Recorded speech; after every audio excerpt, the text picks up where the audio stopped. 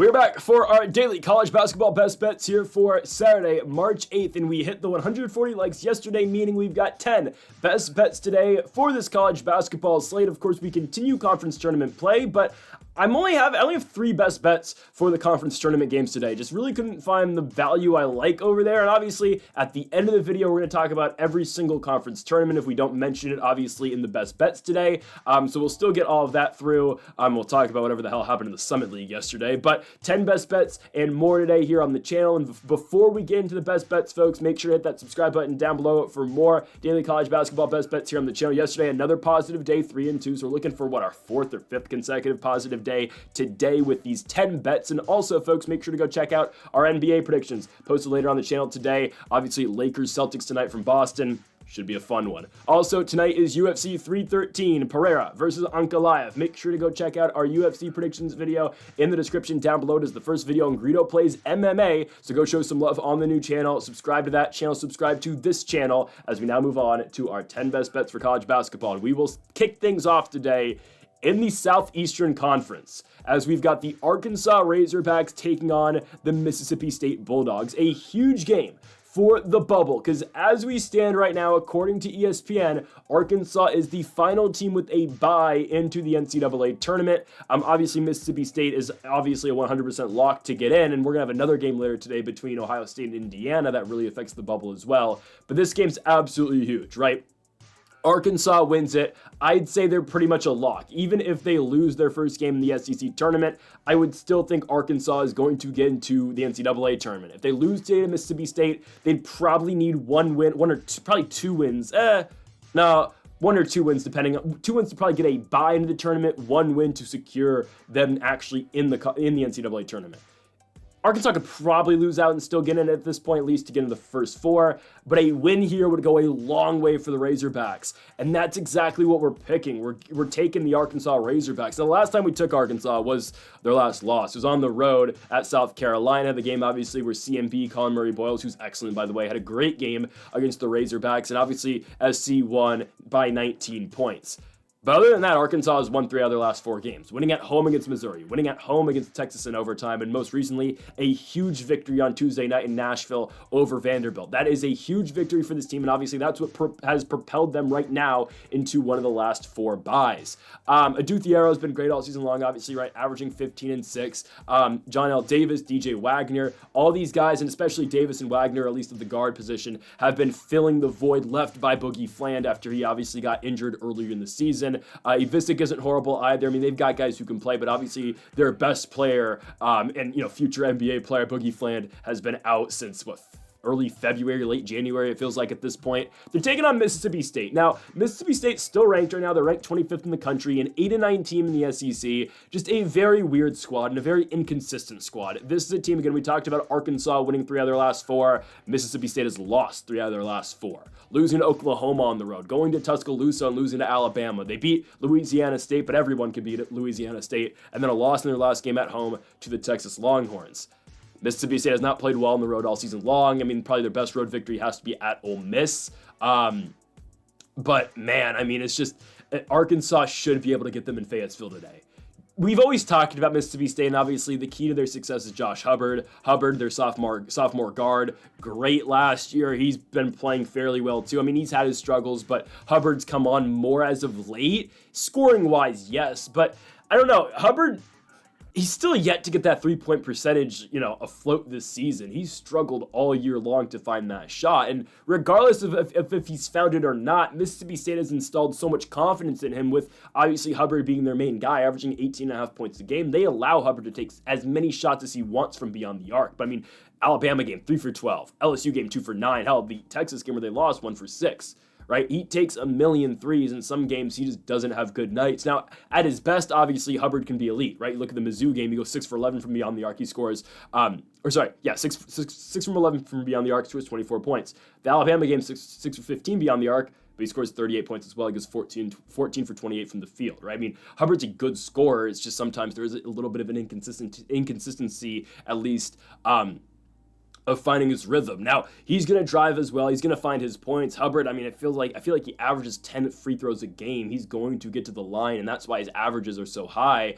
but there is a inconsistency in terms of him just his pure scoring ability. Keyshawn Murphy, Claudel Harris, are on this team. Riley Kugel are on the team as well. But, I mean, Murphy's not bad. Obviously, he's been doing his thing all year long. And Cameron Matthews as well has been a very good defensive player for Mississippi State. But Josh Hubbard is the guy, obviously. But I really like this spot for Arkansas. Gotta have this one. Mississippi State, do I think they're a first-round exit in the tournament? 100%. I don't think the Bulldogs are going anywhere. Like, I feel very confident. I don't care who the hell they're playing right now, who they're going to play in the conference or in the NCAA tournament. By the way, they're going to lose very early in the SEC tourney. But right now, ESPN's got them playing Gonzaga in the first round. I get it, the Zags haven't been good this season, but Gonzaga will destroy Mississippi State in their first game, 100%. That I would feel so good about getting Zaga as a 9 playing Mississippi State in that matchup, right? I don't think the Bulldogs are that good. Arkansas is at home. They need a victory. They've won 3 of 4. They're a much better home team in Fayetteville. I think this is an easy victory here for the Arkansas Razorbacks. I think they run away with this game here at home against Mississippi State. The Bulldogs are just too inconsistent for my liking. Josh Hubbard is too inconsistent of a player. Yes, he's going to score points, but how is he going to get those points? Exactly. He'll score 22 points, but sometimes that'll be on 14 free throws and, 1 for 9 from beyond the arc. He has the ball all game, so that's why he's going to score. I don't trust Mississippi State with anything. I've learned that throughout the season, obviously. Give me the Arkansas Razorbacks to win this game at home, -1.5 in Fayetteville. Just take the money line. Arkansas wins, and they clinch their ticket into the NCAA tournament. We go on to our second best bet of the video. I know what you're thinking. What the hell is this, trash bowl, the toilet bowl, the ACC, Miami versus NC State? I get it. I know. Both these teams are mathematically eliminated from the ACC tournament. They join Boston College as the 3 teams who will not be playing and getting a chance to make it to the NCAA tournament next week. But I do still think there's value here with North Carolina State. This is the type of game, and no, I'm not picking this game just off of this basis, but trust me, hear me out here. This is the type of game where it's like, show some damn respect if you're NC State. You go from being a Final Four team last year to this. You're playing 2-17 Miami. I mean, at this point, the loser of this game should be relegated to, the CAA or the Sun Belt. I mean, it's just like, this is horrible. But again, if you're NC State, show some damn self-respect and win this basketball game, all right? I know they haven't been good this season. They're coming off a win at home against Pittsburgh, and Miami's got 2 wins in the ACC this year. Sure, they're both at home, but they're Notre Dame and Syracuse. And sure, those are 2 teams that are going to get opportunities in the ACC tournament. Expect Syracuse to lose to Pitt probably in their first-round matchup, and expect Notre Dame to lose to Cal in their first-round matchup. I get it. Notre Dame's playing Cal today. I think Notre Dame could probably still win that game, but in a neutral site, and I get it, it's still in the state of Indiana, but in Indianapolis, I'd assume maybe Cal stays out there after the Notre Dame game. They probably will. I think California beats Notre Dame in the second matchup. Today, I don't really care. That game's not a best bet, obviously. And Syracuse is going to lose to Pitt or Florida State, whoever they get in the first round of the tourney as well. So those Miami wins aren't that great. And I know I'm comparing these teams to North Carolina State, who's not in the tournament either. But if you're NC State, I think you got to win this basketball game. I know it doesn't mean anything, but again, it's just you don't want to be that team. You don't want to be that team compared to last year's squad. DJ Burns, obviously, DJ Horn and all those guys. And now Ben Middlebrooks is still on this team. I mean, it's just you don't want to be the team that, you're already embarrassing the school enough. Let's just be honest. You're already embarrassing the damn school enough by not even making to the ACC tournament after your squad was playing in Arizona last year in the Final Four at the Cardinals Stadium, right? Win a game at Miami. It's not that difficult of a matchup for them. They should be able to win. I don't care they're on the road. Marcus Hill has been leading the scoring this year with 11.5. Dontrez Styles with 11. Jaden Taylor with 11. Of course, the aforementioned Ben Middlebrooks, who's back, averaging 8 points a game this year. I kind of expected, honestly, Middlebrooks to have a bigger impact this season with Diarra and Burns gone, but, it is what it is. It sucks for Michael O'Connell, who obviously, if I'm not mistaken, O'Connell is the one who hit the shot in the Virginia game last year. Pretty sure. He goes from that last year, his team goes to the Final Four, to now just being, a guy who plays 30 minutes, but, on a team that's not even going to get an invite to the Crown later this year, maybe the NIT invites them. No, I don't think the NIT's taking Power 6 teams this year, right? I don't know. We'll get to that in about 2.5 weeks. 2 weeks. Anyways, I think NC State should be able to beat Miami. Guys, Miami's coming off so many losses. Pitt, Florida State, Virginia Tech, Duke, North Carolina, Georgia Tech. Sure, would all those teams probably beat NC State? Yeah. But. Miami has nothing going for them. Yeah, Matthew Cleveland's a good scorer, but other than that, I mean, what do they have? Lynn Kidd, okay. Jalil Bethea, I think, is going to be one hell of a basketball player next season. He's just a true freshman, if I'm not mistaken. I think Bethea's going to be great. Obviously, a highly touted prospect who will probably play in the National Basketball Association someday. But again, Miami's 6-24. This season was doomed from the beginning, obviously, where they lost, early in the year to Charleston Southern, who is they're playing today, if I'm not mistaken. They're a 10 seed in their conference tournament. It's just, it was an embarrassing season. It's finally coming to an end. NC State, I get it's an embarrassing season for you too, but put them out their misery, Just get it done, one game on the road, and we close out this season of North Carolina State and Miami basketball. I'm taking the Wolfpack to go to Miami, Florida, as dogs, mind you. Give me NC State. This line's shifted. Okay, so since I made the graphic, because I'm looking at ESPN right now, Miami's -1.5. So NC State's the dogs now. Sure, give me the Wolfpack as dogs on the road. Miami sucks. Give me NC State to win the game on the road. Show some damn self-respect. We go on to our third best bet of the video. Let's go to the Big East. The Georgetown Hoyas go on the road to take on DePaul in the Wintrust Arena in Chicago, Illinois. Georgetown looking to not repeat the first time they played DePaul this season, where obviously they lost. That's bad. It's really bad. Georgetown, I think, is locked into the 7 seed, if I'm not mistaken, in the Big East tournament, which means I believe they're going to play DePaul probably in the next round anyways. I think they maybe could get Seton Hall if Seton Hall wins today. No, Seton Hall's already played. I think they're locked into a DePaul game. They might be. No. Sorry, Seton Hall if they beat UConn. Not happening. Seton Hall's going to Utes-ville today. I think they're going to UConn. Anyways, Georgetown should beat DePaul. Because think about it this way, all right? Georgetown, I don't care that you're going to play DePaul again. Okay? You're probably going to play them in a couple days anyway. But still, you can't lose 2 times in the regular season to this squad. Because anyways, again, if you go into the conference tournament game as a 7-10 matchup, again, they'll likely play Creighton in the second round and probably lose. But honestly, Georgetown probably won't beat Creighton, but it's a much more favorable matchup, I think, than St. John's Marquette. It's Marquette and UConn, personally. Anyways, you don't want to go into that conference tournament game losing both of your matchups with DePaul this season. Again, you can think of the mindset, sure, they're going to play them anyways in the conference tournament.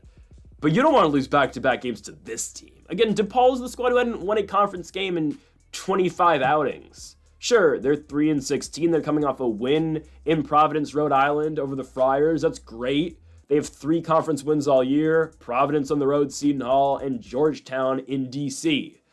All right, don't let it happen again. And Georgetown's coming off, dare I say, their biggest victory of the season at home against Villanova. It might be. They went to Villanova and won earlier this year, but they did it on senior night. They were able to go out there and win that game at home, close affair. But again, the Hoyas were able to win it by 2 points. This team they have guys, man. I think Georgetown could low-key make a sneaky run to win the Big East. I know that sounds crazy. I think Georgetown has NC State potential this year. I think they do. Steal a bid, win out. I don't know. I don't think they'll do it, but they've got so much talent on this team, man. Micah Peavy, Thomas Sorber, Jaden Epps. These are good basketball players on this team, but they just haven't been able to figure it out all year long and put it together. I'm not saying they're finally putting it together now, but they are coming off a victory now over Nova, right?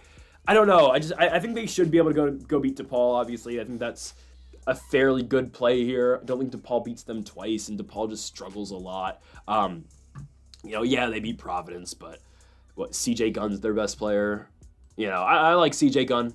Good basketball, good player, obviously. Came over from the University of Indiana last year. Got to see him play a little bit, obviously, in Bloomington last year. But when your team's led by CJ Gunn, I really can't trust you. Gunn, again, can be a very good third, second option, but as your main guy, don't trust it.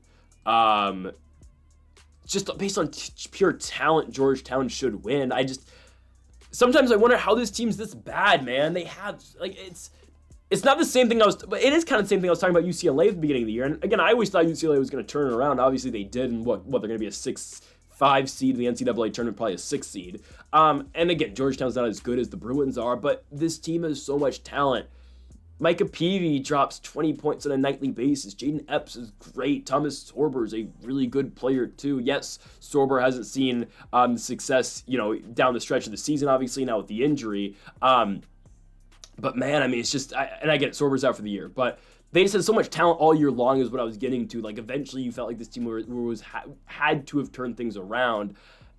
Even with Sorber out, I think they're going to win this game, obviously. Sorber's been out since, the Butler game, I think? Yeah. They beat Nova without Sorber. They beat Providence without Sorber. Again, Micah Peavy has stepped up, and he has been a great scorer for this team. And Jaden Epps, again, can get it done as well. Epps with 20 in the victory over Nova on Tuesday. You don't want to go into the Big East tournament game if you're Georgetown off of 2 losses to DePaul this season. Against any other team, who cares? It's DePaul. That's more embarrassing than losing 2 games to Seton Hall this season. It just is. It just is. And I get it. They swept Seton Hall this year. So don't get swept by DePaul. Give me the Georgetown Hoyas to go to the Wintrust Arena in Chicago, Illinois. Micah Peavy, Jaden Epps go on the road and get the win against the DePaul Blue Demons. Demons. Who cares? Give me Georgetown on the road. Next up, we go to our 4th best bet. It is basically a play-in game. This is all this is. The winner of this game likely gets to avoid the first 4. The loser, if it's Indiana, could find themselves out of the tournament. They could. If it's Ohio State losing, they'll be in the first 4. We look at the bubble right now, right? Last 4 byes, Utah State, they feel like a sure thing to get in. Georgia's getting in. Ohio State, Arkansas. Again, we talked about Arkansas earlier. We think Arkansas beats Mississippi State today. Last 4 in right now, San Diego State, Indiana, Boise State. That's horrible. Boise State's going to be an at-large. Actually,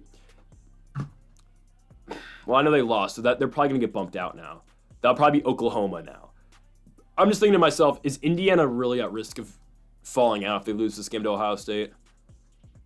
I don't know. The committee might mess around and put UNC in. They might. Now, Indiana needs to win, I think. I think they need to win. But just seeing Boise there, Boise's going to get bounced out. Is that enough for Colorado State to get in? I don't know. I think Colorado State's going to need a big Mountain West tourney, obviously, but the win over Boise yesterday does help. Or 2 days ago, whatever the hell that game was. Was it yesterday? I think it was. Obviously, Indiana still needs to win, but they can punch their ticket here. They definitely can. Right now, obviously, they're matched up to play San Diego State in the first round. The first 4, I think they'd probably beat San Diego State. But I think they're going to get to avoid the first 4. I think they beat Ohio State here. Yeah, bad game at Oregon the other day. Don't let the score fool you. That was a much closer game. It was a 2-point game. Indiana was winning with 2 points with 2 minutes left. And Ohio State goes on a 11-0 run to close the basketball game, and they win by 9. Mike Woodson basketball at its finest. But Indiana played a good game at Oregon. Yeah, they didn't win it. It is what it is. I think it was the only game we lost that day on Tuesday. We went 4-1, if I'm not mistaken. Should have been 5-0. The Hoosiers will bounce back and beat Ohio State. Even when Indiana was dead to rights and had lost, 8 of 9, their only victory in that stretch was Ohio State on the road in Columbus. Ohio State's never impressed me all season long. I don't care. Oh, they beat Nebraska in double overtime. Great. Good for you. Like, again, that probably has punched Ohio State in regardless. I'm still not sold on this basketball team. I'm just not. They played a tremendous game at USC. That was great. They couldn't miss a shot in that game. All right. I don't think they walk into Assembly Hall and win. I just don't think so.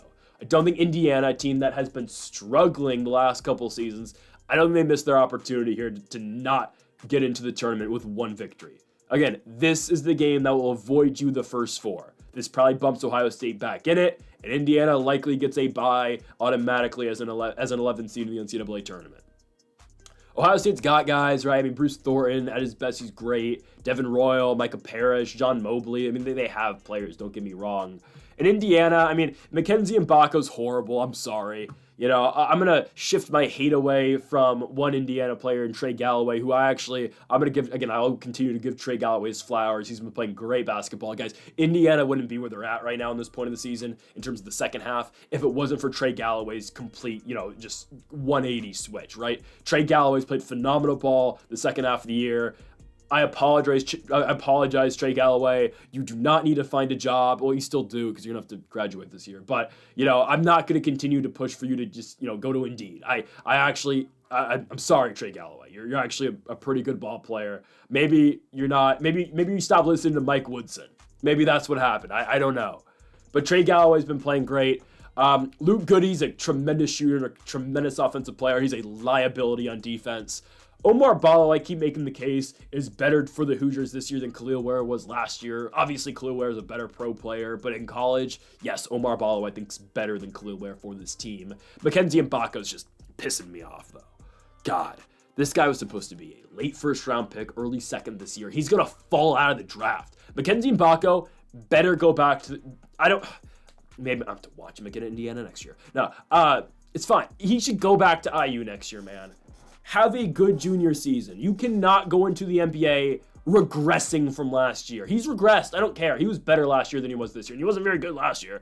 Again, Mbako's whole thing, he's just a really good talent. He's an athletic dude who can play, obviously, and should be able to play at the next level. But man, he has not shown it this season. He can't shoot a three to save his life. He doesn't show the same ferocity in terms of driving to the hoop. He's just, defensively, he's been worse. Mbako hasn't hit a big shot all year since the Purdue game he had a big shot. I mean, just, my God. The one on the road, Mbako did hit some big shots in that game. They lost, obviously, but still, I don't know. I honestly like what Woodson's been doing by playing Ballo in the first unit and bringing in, obviously, Renault off the bench. That's fine. Again, I don't mind the Hoosiers right now. I just think they're Mbako away from playing really well. Miles Rice, by the way, has done a tremendous job all season long. Again, Miles Rice has been great on the defensive side. It's hard to get by Miles Rice. He is going to pick your pocket. Yeah, it's just Mackenzie Mbako has just been an embarrassment. I'm not going to lie. NBA talent, Mackenzie Mbako. Indiana should beat Ohio State. They did it earlier this year. I get it. Ohio State looked really good in the USC game. They arguably, Nebraska had a lot of opportunities to beat them on Thursday or Tuesday. They just didn't. Again, credit to Ohio State winning the basketball game. Bruce Thornton with 29, obviously, great win. The Hoosiers clean it up tonight, though, right? Indiana punches their ticket into the NCAA tournament, and I feel great about it personally. All right, Indiana gets in at -2.5. Don't really care what happens in the Big Ten tournament. I mean, I do, but this is the game where Indiana gets in. Hoosiers. Indiana goes to the NCAA tournament. Book it. -2.5. Give me Indiana at home. We go on to our fifth best bet of the video, and we move to Boulder, Colorado, as we have got the Colorado Buffaloes hosting the Texas Christian Horned Frogs. Give me the Dogs on the road at plus money. Yeah, I'll take TCU here. I'll bite on a TCU team that has struggled on the road all year long. I believe they have one win in the Big 12 all year on the road. It's Arizona State. But arguably, Arizona State's much better than Colorado. I wouldn't say much better, but they're better than Colorado, right? I refuse to pick Colorado at anything in basketball, obviously. They're not good. They should not be favored to win anything. I don't care. It's their senior night. Legitimately, I couldn't care less. This is a team that's won, 2 games all year long in the Big 12. They are 2-17. They're not getting their third win here. Texas Christian, they don't really have, they haven't been a spectacular team this year. They obviously haven't. They would need to obviously win the Big 12 to get into the NCAA tournament at this point. 9-10 team in the conference, 16-14 team overall. Obviously, everybody makes the Big 12 tournament, which makes it a complete crapshoot this season. I'm not going to lie. Colorado is going to get into the tournament. It's a 16-team bracket, which is insane, but it's, obviously, Houston and Iowa State, and Iowa State's not going to be top 4. It's going to be Houston, Texas Tech, Arizona, BYU are all going to get buys to automatically the quarterfinals. But every team gets in the Big 12 tourney. Texas Christian, I'm not saying they're going to make a run and obviously get into the dance, but obviously they have a much better shot than Colorado, right? I mean, TCU won the first matchup. It was in Fort Worth. Texas Christian won by 11 points. TCU hasn't been the best team, but they're much better than the Buffaloes. Noah Reynolds leads them in scoring with 12 a game. Alette averaging 12. Frankie Collins has been hurt for most of the season. So again, they've been missing him for most of the year. He's been out since the Vandy game, but he was a guy that was giving them 11 points tonight as well. But it'll be Reynolds, it'll be Alette. David Punch sometimes isn't that bad. He plays a lot of minutes for them. Uday plays a lot of minutes as well. Tresarian White too. They just got guys who can get it done. They're just an all-around better team than Colorado. I refuse to pick the Buffaloes in anything. With Jamavowski, who averages 10. Julian Hammond sure is their leading guy. Van Goat Dak is not a great shooter. He attempts a lot of threes, though, and trust me, Dak is going to hit a three at one point in this game, and it's going to piss you off because he's not a great three-point shooter, but he always hits one a game. He does take 6, but it feels like every time he hits a three, it's in a big spot. So credit to him. He's a good defensive player. He has a huge reach. He's a very good defensive guy, averaging 1.5 blocks a game. So look out for Van Goat Dak, who's been pretty good in the second half of the year when they have given him more minutes. I believe he's only that was a freshman. He's a sophomore, but still, Dak's been very good for this team this season. I'll give that guy a lot of credit. Needs to work on the 3-ball, but again, he does hit big shots. But as a whole, a Julian Hammond-led team does not move me. I mean, they just don't. You know, Hammond, when's the last time Hammond scored more than 15 points in a game? He hasn't. Julian Hammond hasn't scored more than 15 points since the Houston game. Yeah, this team does not move me, obviously. Hammond's, I don't even know, is Hammond out for this game? Because he didn't play the Texas Tech game, got hurt in the K-State game. If Hammond plays or not, maybe he plays. Who cares? Like, that's the thing. Some of these games, again, it's like, all right, I don't care if Julian Hammond plays or not. TCU's still the better basketball team. With Hammond on the court. Okay, then, Ruffin gets to start for the team. Who cares? Texas Christian's just better. Colorado's bad. TCU's not great, but again, they are just a mediocre team in the Big 12.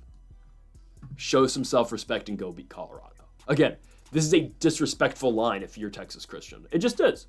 It's a disrespectful line. It's not like you lost the first game to Colorado. You're preparing for a Big 12 tournament. Are they going to get in? Are they going to get into the? Do they get a bye or not? 1, 2, 3, 4, 5, 6, 7, 8, 9. If they win tonight and get the right amount of losses, Texas Christian can automatically go into the second round. Oh no, never mind. It's the first 9. No, probably not. If enough things go their way, TCU could get into the second round. They could. Automatically. They could skip the first round and get a bye. So Texas Christian has stuff to play for here. Again, it is disrespectful that they are dogs on the road at Colorado. I don't trust the Buffs. Give me the Texas Christian Horned Frogs to go to Boulder and beat Colorado. Let's go on to our 6th best bet of the video. We had to do it.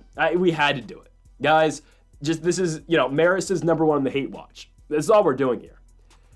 Shout out to the Mounts, because the Mount are going to get us paid today, all right? Marist is horrible at basketball, okay? I to this day, I don't know how this team has 20 victories, okay? I don't get it. It doesn't make sense. But this is the worst basketball team right now on planet Earth. I'm serious. This seems horrible right now. They are so bad. Maybe not as bad as South Dakota State in the final 8 minutes of their Summit League game.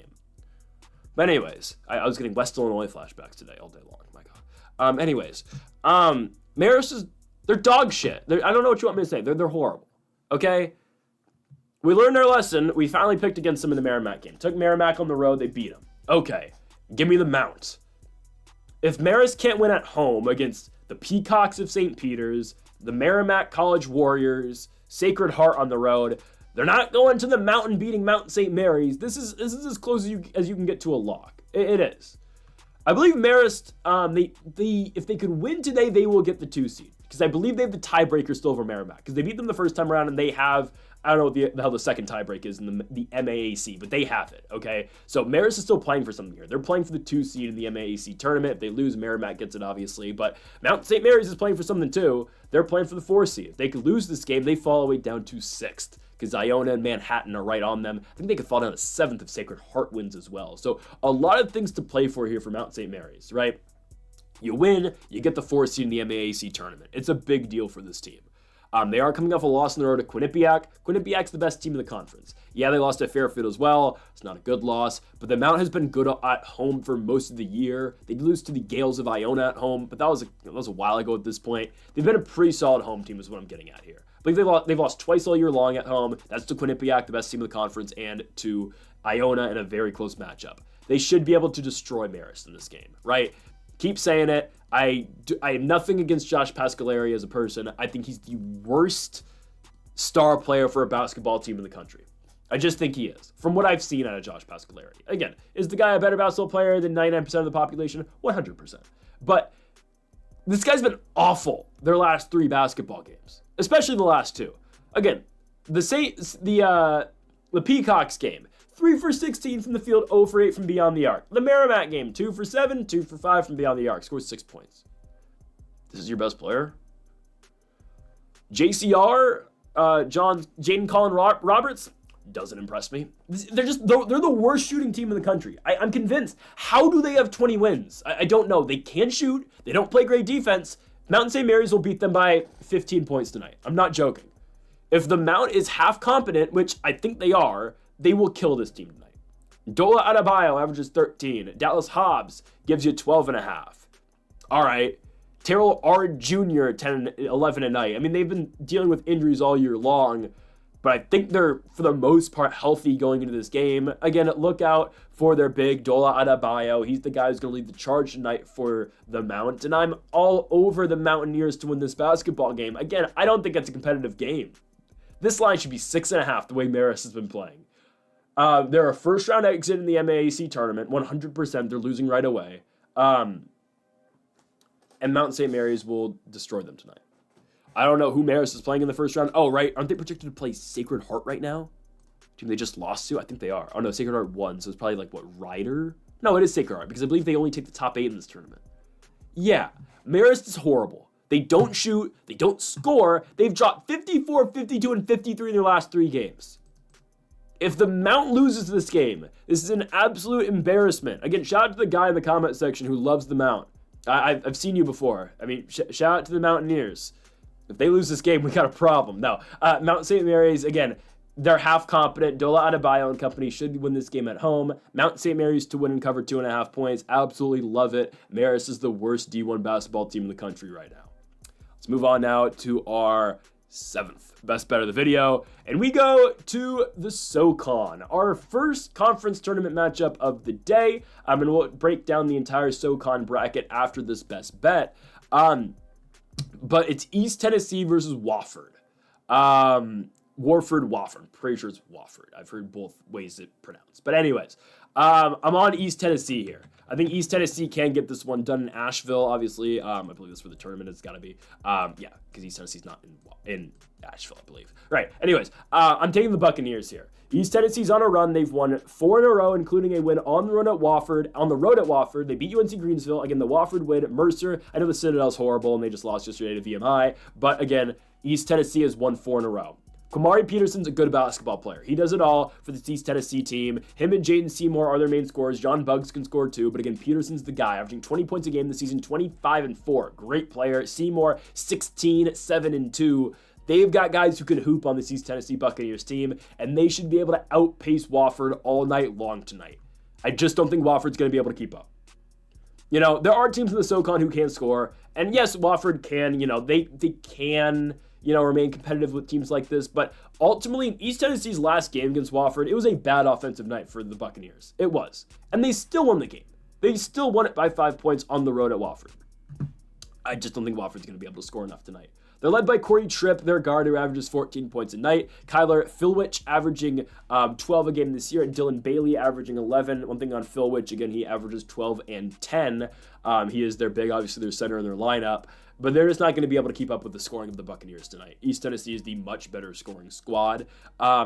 And Wofford doesn't impress me. Wofford, prior to this tournament, obviously, this is their first round matchup because everyone gets a bye except for 7 through 10. We had those 2 games yesterday. Again, more on that in a second. So this being the 3-6, right? Wofford was the last team to not have to play in the play-in round. They lose to East Tennessee State. They beat West Carolina on the road, but everyone can beat West Carolina. That's not an impressive team. They lost to Mercer yesterday, obviously, and then a loss at home against Furman. All right, again, Furman, not bad. They are seeded 1 seed higher than Wofford. They're the 5. But it's a game, honestly, if you're Wofford, you want to win that one. It's a team that you're kind of close with, and you should be able to close one out and win at home. Well, they didn't, right? You look at the matchups again between these two teams in the regular season. Yeah, Wofford won the first game. They beat East Tennessee State at East Tennessee. It was January 4th. Wofford was a different team at the beginning of the season. This is a team at one point in time was 5-2 in conference play, with their only losses being to the two top seeds in the tournament. UNC Greensboro by 2 points and Chattanooga on the road in overtime by 2 points. But after, that Chattanooga loss, they have started to falter. They lose to Samford on the road. They lose to VMI at home. Chattanooga beats them again. Samford beats them again. East Tennessee State, Furman. They start losing games. And they're just not the team that they were at the beginning of the season. They've lost it, okay? Wofford is not the same basketball team. East Tennessee, I think, again, in March, it's all about getting hot at the right time. And East Tennessee is getting hot exactly at the right time right now. Kind of the exact opposite. This is a team early in the year was not seeing much success, at least in non-conference territory, right? I mean, they lost a game on the road to the Roos of Kansas City. They lose to Jacksonville on the road. Kind of got together as we, went on here in the SoCon. And obviously, they are building momentum with that 4-game winning streak. Prior to that 4-game winning streak, yes, losses at West Carolina and at Chattanooga. Obviously, the West Carolina loss is not great. But this is a team that played much better at home all year long. And additionally, obviously, this is a non-conference game. East Tennessee should be fine. I don't know why I had to ponder about this game being at East Tennessee State or not, because Asheville's in North Carolina. I don't know why I thought it was in Tennessee. Again, I've known that. I just had a momentary lapse in judgment. Yeah, give me East Tennessee all day long here. They should be able to destroy and just outplay Wofford. We saw this game a couple weeks ago. East Tennessee won, and they're playing with, simply put, just more momentum right now. So East Tennessee -2.5, -135. Take whatever you want. We like the Buccaneers in this spot. Before, again, we move on to our next best bet, let's quickly look at the SoCon tournament.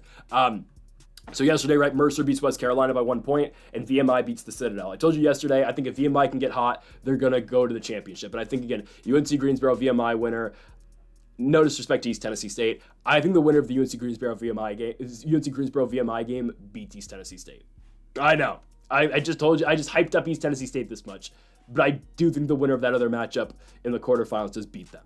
So anyways, nothing really changes, honestly, from what I said yesterday about this tournament. We thought VMI was going to win. The Mercer-West Carolina game, in all fairness, doesn't really change anything. We still think Chattanooga's winning that one. I think Samford might be able to give them problems in the semis, but I think, again, we'll probably see either UNC Greensboro or VMI in the championship game.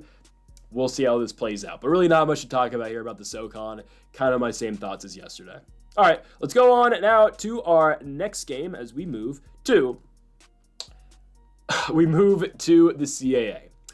I've been waiting for the CAA tournament, obviously, right? And here we go. We get the 7th seed Northeastern taking on the 10 seed in the Hampton Pirates.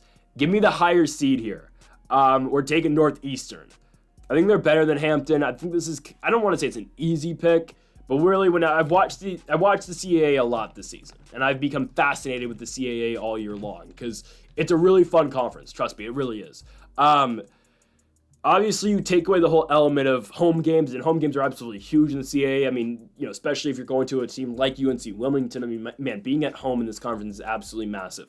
It's all about momentum as well, and Hampton has lost back-to-back games. This team was playing hot, right? They beat Northeastern last time they played at Northeastern in Boston. Great victory for Hampton. They beat Drexel, they beat Hofstra, they beat UNC Wilmington at home, they beat Stony Brook. But back-to-back losses to Drexel, and they score 52 points, and Townsend as well. Townsend are, it's not ideal. I know they're on the road, they're both very close games, but now you go into a conference tournament game against Northeastern, a team that you have lost to already, you've split with them this season, but it's a Northeastern team that has been playing fairly well going into this tournament as well, right? Win over NCA&T, who cares? The win over William & Mary on the road, though, is huge, right? The Tribe have been tough to get this season. William & Mary is a much tougher team to go play in Virginia than they are on the road, obviously. And William & Mary, obviously, will be looking to make their first ever NCAA tournament appearance with a potential win in the CAA this year. Again, I'll get to that bracket in a little bit. We did talk about it yesterday, so again, not many thoughts have changed, but we'll talk about it, obviously, like we have with every single bracket. But in this specific spot, yeah, I do like the Huskies. They split in the regular season, but when you look at it, one game, who's the better team? I do feel like it is Northeastern, right? Neither of these teams played yesterday because the playing around was Delaware and Stony Brook and Hofstra and NCA&T. But I do think in a one-game scenario, yes, the Huskies are the better basketball team. Rashad King, I think, is the best player on the court. Farrakhan, Farrakhan, or wherever how the hell you say his name, is Hampton's best guy. But yes, the overall best player on the court tonight is going to be Rashad King. Rashad King, yeah, I think he's the best player. 18.5 points a game. He's a pure scorer.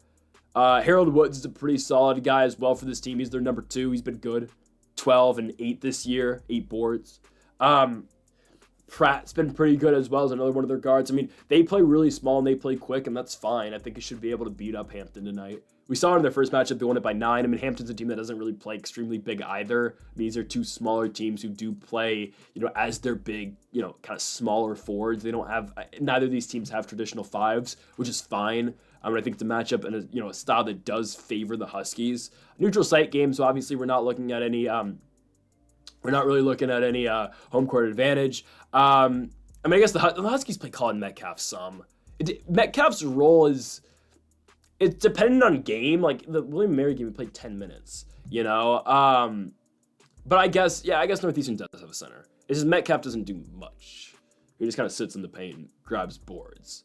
And he's not huge. He's a center list. He's listed as a center, but he's 6'9". Like, he's just a really big forward.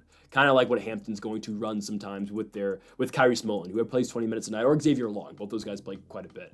They're just big forwards, like they're not really centers. So in this style of game, though, I think Northeastern definitely wins it. Again, the best player in the court's Rashad King. They've split the regular season series, and I think Northeastern gets them again. I mean, King was really playing well as we closed the regular season with 25 points in the NCAA victory and then 22 in the victory on the road at William & Mary. I think Northeastern puts it together here, and I think they win this game. I know, again, they lost back-to-back prior to those 2 wins, to Charleston, to Monmouth, but they should be able to get the Pirates. Hampton, yes, they won their hot streak, but I don't trust this team. Their wins were all, the UNC Wilmington game's the outlier, but a lot of their wins in that big win streak were low-scoring affairs.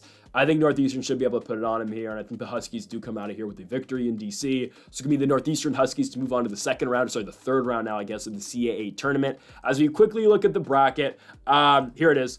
Again, nothing's really changed. I mean, I see Delaware's only a 2.5-point dog against Campbell today. I get it. Campbell's been bad recently. I still like the Camels to beat Delaware. And I still think the Campbell Camels can beat William & Mary tomorrow as well. I know we want to see the Tribe make the tournament because they've never done it before, but I actually think the Camels beat them.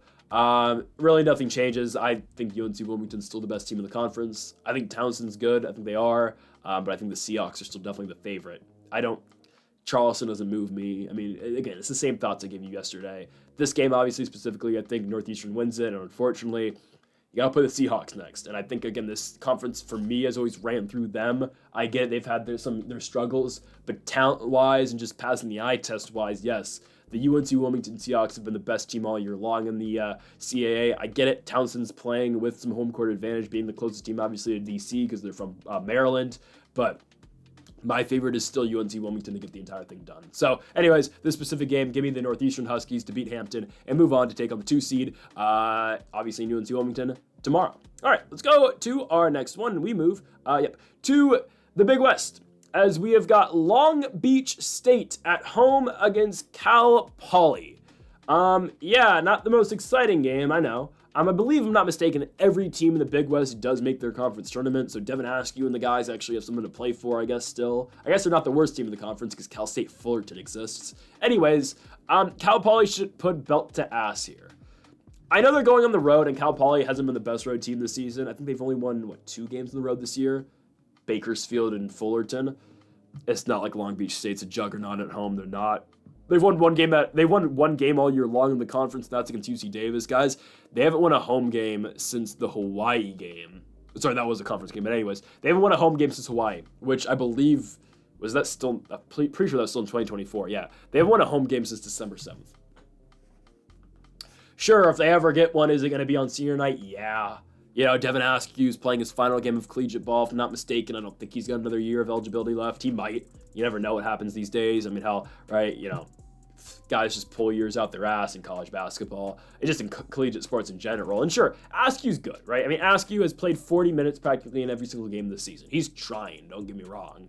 Askew put up 30 in their last game against UC San Diego. They still lost, obviously. I mean, Askew's on his 4th team in 5 years. Kentucky, Texas, Cal, Long Beach State. All right, again, he's finally found a spot, obviously, here at LBSU. And I'll give Askew credit. He's been good this season. The problem is he's been their only guy this season. TJ Wainwright's the closest they have gotten to a number 2 option to him.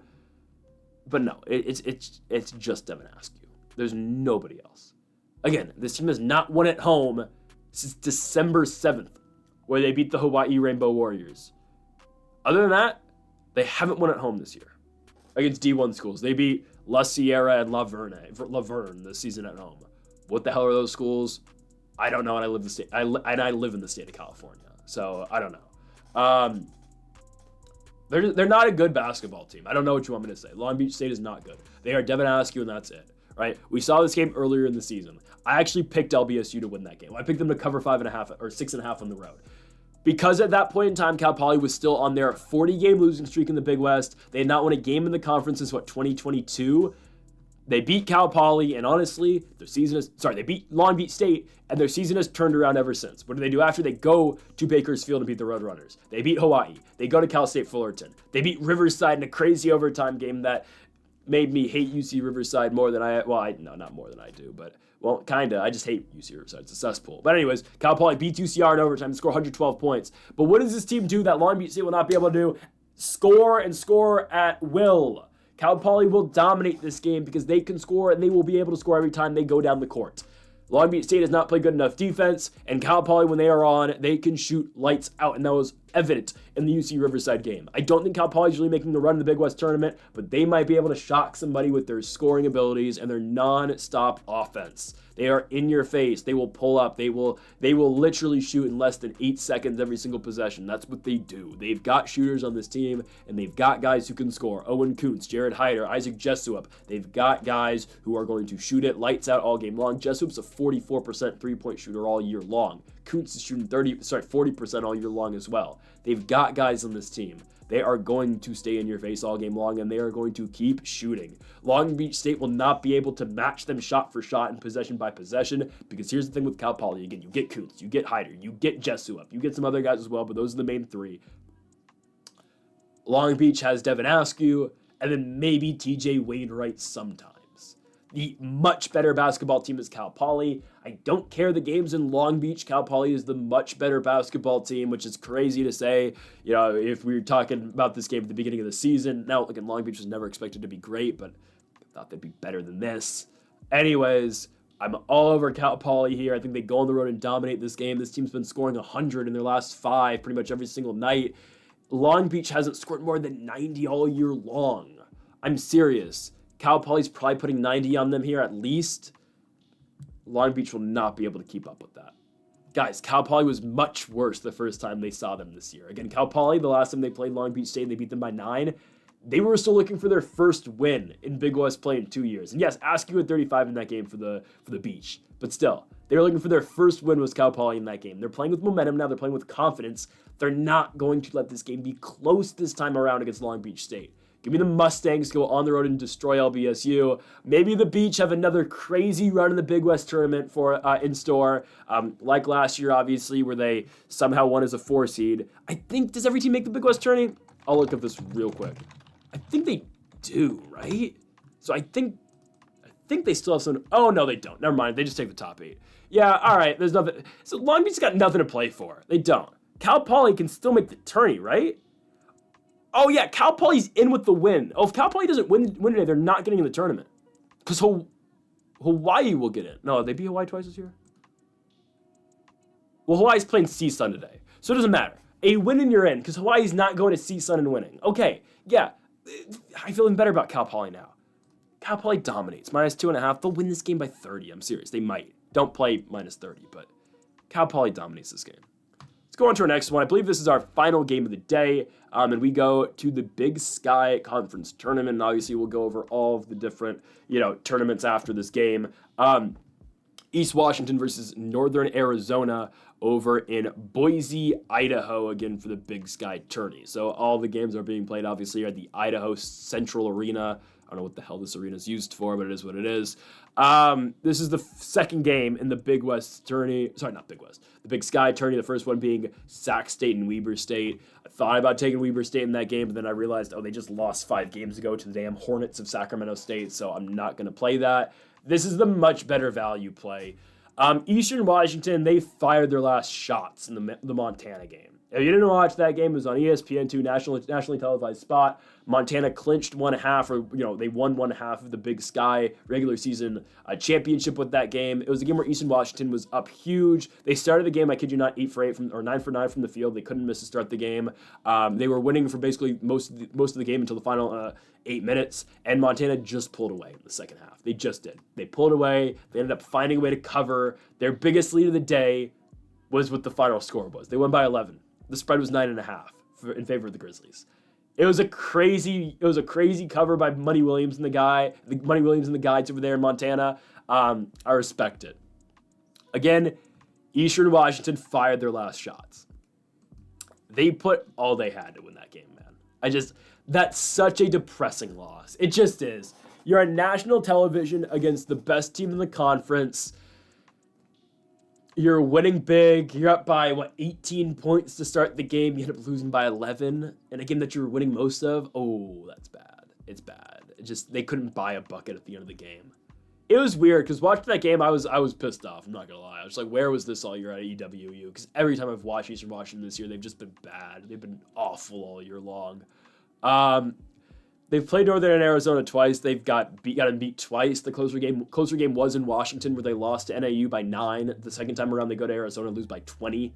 I'd expect the Lumberjacks to kill them tonight. I don't really care what Northern Arizona's coming into this game with, right? You look at their last win over Eastern Washington, then they lost to Northern Colorado, who I still think is going to win the tournament over the Grizzlies personally.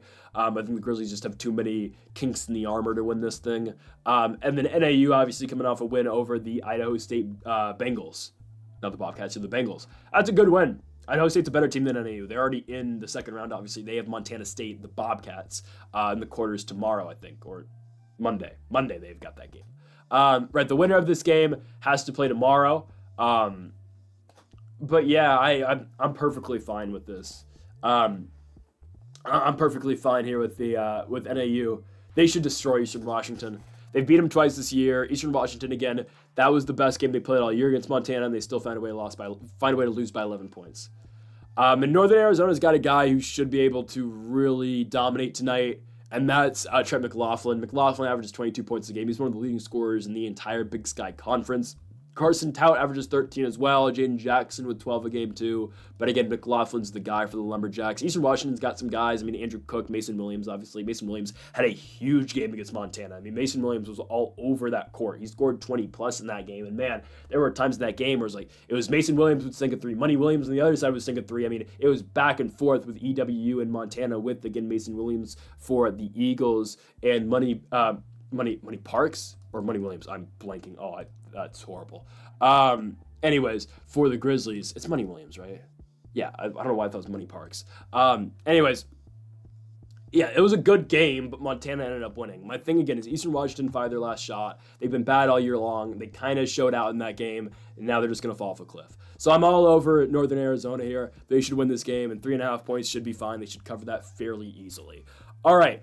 Let's look at the Big Sky Conference Tournament, and then we'll go over the rest of the conference tournaments after. So as you can see, again, I've got them all listed out right here at the top of the screen. Here we go. The Big Sky. So not much to talk about today. I'll give you my conference winner. I've already told you I think it's going to be Northern Colorado. I think they're the best team, personally. I think NAU obviously is going to kill Eastern Washington today.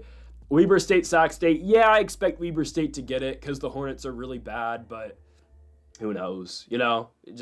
We'll see. We'll see. I wouldn't bet on it.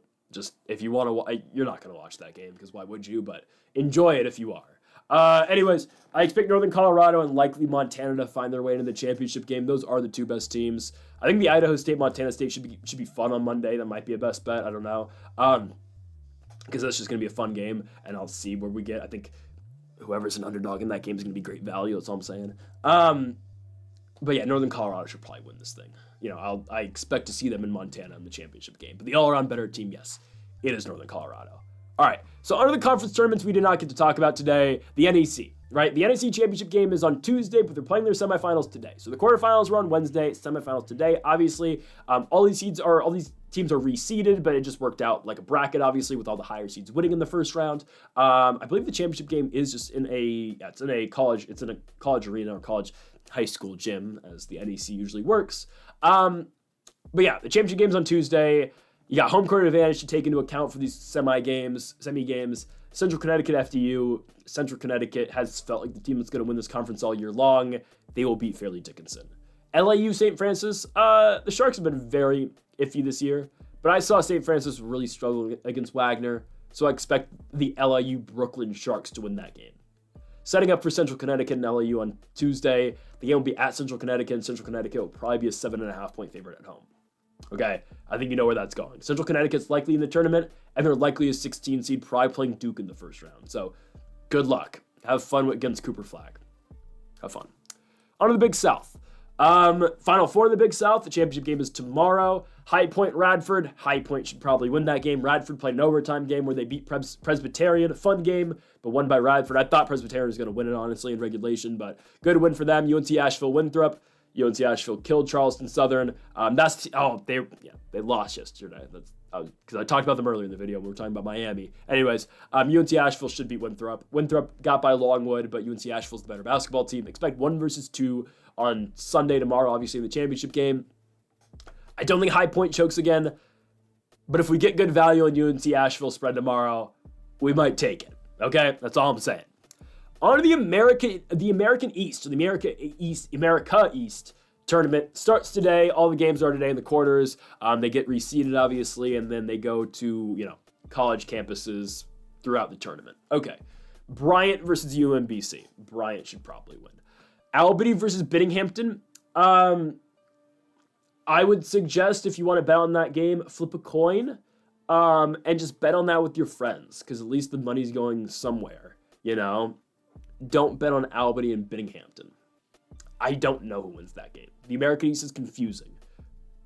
Even Bryant has lost games at home this season in spots where they shouldn't have lost. I don't know. If I had to pick, probably Albany, because they're at home. Vermont, New Hampshire, Vermont should win. Maine, UMass Lowell. I think UMass Lowell can go in there and win, honestly. They can beat the Black Bears of Maine 100%. I would expect Maine to win, but I do think UMass Lowell does cover whatever the line's going to be on the road for them. It's an extremely winnable game. Yes, it's at Maine, but UMass Lowell they've shown fight all year long. I would expect all the higher seeds to win, but I wouldn't be surprised again if UMass Lowell is able to find a way to an upset. Okay, go on to Arch Madness as we go to the semifinals. How about Valparaiso, man? Valpo continuing to find ways to win. Yeah, they let UNI go on a 20-0 run yesterday, but Valparaiso finds a way to close that game out. They win it 64-63. Shout out to Valparaiso, man. That's a huge win. It honestly is. I kind of think I don't know. I'm getting a feeling they're going to beat Bradley. I'm not going to lie. Connor Essigen and the guys for Valparaiso, I don't know. I was going to include it in the best bets today, but again, the time right now is 1:44 in the morning, and there are still not odds I can find for the Missouri Valley Conference Tournament, so I couldn't include it. I wanted to include Valparaiso in the video today, but again, there are no odds, like the Summit League that I'm going to get to in a little bit. I don't know what the odds are going to be, but if Valparaiso's getting enough points, I would take it. Again, I just don't know what the odds are right now. If it's like plus 4.5 Valparaiso, all right, probably lay off. But if it's like 6 or 7.5, all right, then now we're talking. Right, Valparaiso, the win over UIC, win over Northern Iowa. Again, Arch Madness does usually have some underdogs and some big upsets. That's literally what Valparaiso is this season. So shout out to them. Are they the ones to steal the bid from Drake? Or no, steal the bid from another team, obviously, in the tournament? Who knows? Obviously, Drake's probably getting in as an at-large. Probably. I don't know. I don't feel as comfortable as a lot of people do about Drake getting an at-large. I don't know, man. Like, yeah, are you going to pick them? Or, the committee should pick them over North Carolina, but it's North Carolina, right? Or Indiana, right? I mean, come on. I don't know. I would think Drake's in, but I wouldn't feel too confident about that. Shout out to Belmont. They won yesterday for us against Illinois State. Drake probably beats them. I don't know. For kicks, let's say Drake and Valpo get into the finals tomorrow. And if that happens on CBS, let's go Valparaiso, baby. Let's go to the Sun Belt. Sun Belt, Fun Belt. Shout out to ODU, man. Went against Dogs yesterday. We had plus, 7.5, 8.5. They ended up winning outright against App State. I told you that was an extremely winnable spot for Old Dominion. They ended up, again, we took the spread. Didn't really care who won the game. I said it was going to be close. ODU covers, and they win, obviously, by 5 points. I think they beat Troy. I think they do. Now, I think this all comes to an end tomorrow. I think it comes to an end against James Madison, because I've been saying the Dukes are the best team in the conference. But yes, like Valpo, I do think ODU continues the momentum, and I think they win their, 4th game in 4 days against Troy today. I think they do. Troy's been idle. I know you can make that case about anyone in the Sun Belt, but they're not good enough to overcome not playing all this time like James Madison is. I think Old Dominion actually does beat Troy today and move on to the next round. Arkansas State Marshall, another close game. I actually think Marshall can beat them. I think, again, I just don't think Marshall's good enough to I don't think Arkansas State's good enough to overcome not being, not playing in this long. I think right now in these spots, the teams with momentum are going to win. Now, I think that comes to a different, it's a different objective, obviously, playing the 1 and 2 seeds in South Alabama and James Madison. But against teams like Arkansas State and Troy, yeah, give me Marshall and Old Dominion to keep the winning going and move on to the Final Four tomorrow. On to the Summit League. Oh boy. South Dakota State, what a disappointing performance, man. Again, I was getting West Illinois flashbacks in 2018. It's a game you're a 8.5 point favorite to win, and Trace and Eagle staff drops 51 points. There's a point in that game where UND had scored, 55 points? And Trace and Eagle staff had 40. No, yeah, I was like 60. They had 60 points today. Trace and Eagle staff had 50 points. They had 60 points and Eagle staff had 40 of them. Couldn't stop that guy, man. They couldn't stop him. I don't know what to say. They had no answers for Trace and Eagle staff. And South Dakota State, literally, they missed, 17 straight shots in the final 8 minutes? It was horrible. It was horrible. It was absolutely horrible. I don't know. What I do know is I think Omaha is going to the NCAA tournament. Why? Because I think whatever happens today, I still think Omaha gets in. The Tommies can't get in the tournament. They're still in their transition period from D2. So they can't get in even if they win the tournament. And if they obviously win it, the highest seed in the regular season, the regular season winner in Omaha, automatically goes to the NCAA tournament. I wanted to bet on Omaha today. Again, I don't have the odds for the Summit League. I really wanted to. Because I think, like the books have been disrespecting the Mavericks all year long, they were going to continue to do that against South Dakota today. I know we went 0-2 yesterday on the Summit, whatever. But I think, again, the books are going to underestimate Omaha again today. I was thinking, again, I don't have the odds yet. It's 2 o'clock in the morning. There's still no odds. I think Omaha's going to be like a 2.5 point favorite, maybe 3.5. They should be able to cover that easily. I think so. South Dakota played a really tough game against NDSU yesterday. Omaha had a day off. That's the beauty of getting the higher seed in the Summit League. St. Thomas, North Dakota. I'm going to take North Dakota. Yeah, I know. I'm going to take UND. And again, like I said earlier, Omaha I think is going to get in regardless because I think they can beat UND. And if they get St. Thomas, they lose, whatever, they're still in, right? UND, I think Tracy Eagle staff is going to... He's on a Max Asmus type run right now in the Summit. That's all it is. I've always said how good Eagle staff was. That's what I said yesterday about North Dakota playing South Dakota State. I was like, all right, well, I think the Jacks should win, but Tracy Eagle staff's great, so who knows? Eagle staff's really good. I think everyone knows how good he is because when Alabama went to Grand Forks to play UND this season, and Eagle staff had 38. We know how good that guy is. He's a great basketball player. I'll take UND to hesitantly win that game. If the Tommies win it, who knows? I mean, sure they can. For the sake of fun, I hope UND wins it because then we get Omaha and UND winner goes to the NCAA tournament, right? If the Tommies win, then the winner of Omaha and South Dakota are automatically in the tourney. So Omaha plays first. If they win, they're cheering the hardest for the tougher opponent in St. Thomas because if they get the Tommies, they can start celebrating. Obviously, they'll still try to win the Summit, but at the end of the day, I'd rather go into the tournament off a loss than not go into the tournament at all. So I think Omaha is going to win the entire thing right now. My opinion, the 2 toughest teams are out now. NDSU and SDSU are out. North Dakota's tricky. Are they able to do that 3 straight games? Probably not. But who knows? West Coast tournament, not much to talk about today other than the fact that Pepperdine beat Portland. Whatever. Don't be surprised if Odom and Pepperdine go and beat Oregon State, honestly. I still think the Beavs win, but Pepperdine was good yesterday. I expect the Beavs to win. LMU versus Washington State. LMU unsurprisingly beat USD. I said it yesterday. I think the 2 higher seeds win. I think it still happens. I'm still taking Wazoo to beat LMU. I get it. LMU dropped to 100. That's not enough for me to pick them to beat Wazoo. I get it. Wazoo with Calmise and Luwan Watts. They've been disappointing this season. I still think they're good enough to beat LMU. Ultimately, these 2 teams are going to lose to Santa Clara and San Francisco tomorrow, right? If Oregon State was getting San Francisco tomorrow, I'd think about it. But Oregon State's not beating Santa Clara. and Wazoo's not beating San Francisco. So I don't really think these games matter too much today. Finally, the Ohio Valley Conference. I saved this one for last because obviously this is the first automatic qualifier into the NCAA tournament today. Southeast Missouri State versus SIU Edwardsville. Shout out to SIU Edwardsville. The Cougs won yesterday late night against Tennessee State. 2-point victory. That's great. Now they got to turn things around against the Southeastern Missouri State, who dominated Little Rock. I thought Little Rock going into that game was going to have a chance. Obviously, they did not. I like Edwardsville. Shout out to them for covering yesterday and winning, obviously. When we got the line, obviously, we got it at 1.5. I know it moved to 2.5 by the game time, but we got it early, so we had the Cougs. That's why we had 3-2 day.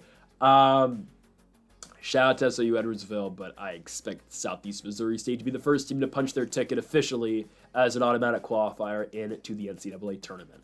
I think it could be close, but honestly, if I had to guess, Southeast Missouri just kind of runs away with it in the second half. Close in the first half, not competitive in the second half. I've seen Southeastern Missouri State beat this team before. I know I said again initially that I think SIU Edwardsville might have a shot. I said that yesterday. Yeah, they won, but just watching how both these teams played yesterday, yeah, give me Southeast Missouri State. And folks, that'll do it for our 10 best bets for college basketball here on this very long video on March 8th. If you have not yet, though, make sure to hit that subscribe button down below for more. It's the longest college basketball best bets video we've done here on the channel, over an hour. So again, make sure to leave a like if you did enjoy. Make sure to subscribe to the channel as well. Make sure to join us in a couple hours as well, 3 hours, for our NBA predictions. So folks, thank y'all for watching. Make sure to hit that subscribe button down below for more. And Mamba forever.